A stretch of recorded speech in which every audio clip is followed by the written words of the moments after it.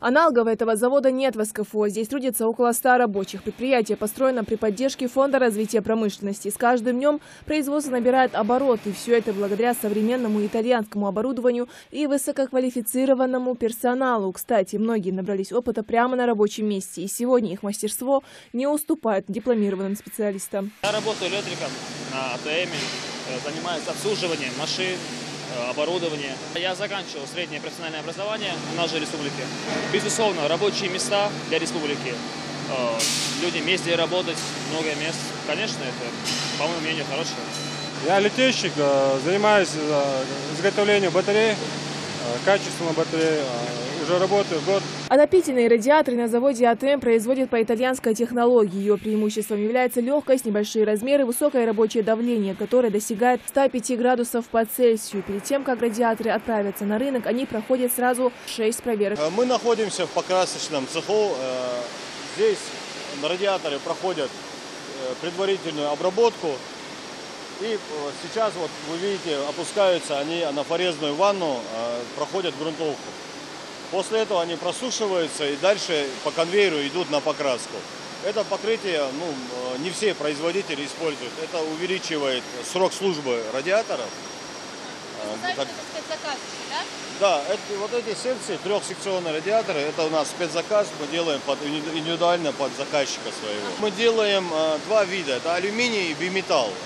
Два разных радиатора. Биметальные радиаторы, они в основном используются для высокого давления, для многоэтажных зданий. Алюминиевые мы используем в быту, да, 1, 2, 3 этажа. Они выдерживают давление. Работа здесь налажена как единый механизм. От каждого рабочего зависит, насколько качественный продукт в итоге выйдет. 31 миллион секций радиаторов в год. Это примерно 24% от занимаемой сегодня европейскими производителями доли российского рынка. У завода в ближайшей перспективе есть все шансы выйти в лидеры в этой сфере.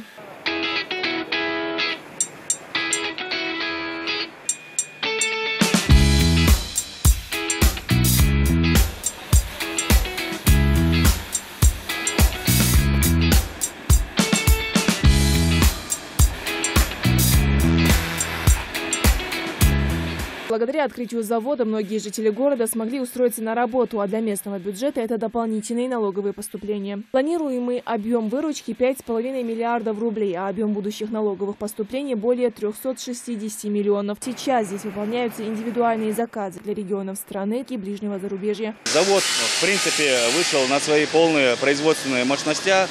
По производственным мощностям данный завод производит в год 3 миллиона 100 тысяч секций алюминиевых радиаторов отопления. И на сегодняшний день трудоустроено более 100 человек. Для города какую прибыль они приносят? Это у нас налоговое поступление, инвестиционная привлекательность, арендные платежи, и удовлетворение внутреннего рынка производимой продукции.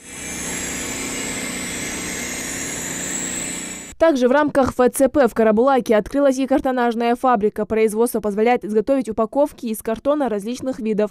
Проект был необходим не только городу, но и всей республике. В Ингушетии много предприятий, которым необходимы упаковки. Тем более здесь приемлемая цена и качественная продукция. Мы сейчас собираемся для нашего сад-гиганта обеспечить гофротару для упаковки яблок. Продукцию картонажной фабрики планируют импортировать в СНГ и регионы России. Сырье поставляется из Пензы и соседней Кабардино-Балкарии. Основные заказчики – это предприятия Умка, Горяночка и Тула-Электросвязь. Со временем здесь запустят программу по сбору и переработке макулатуры, а также отходов и гофрокартона. Дира Манкива, Зрема Евлоева, Новости 24.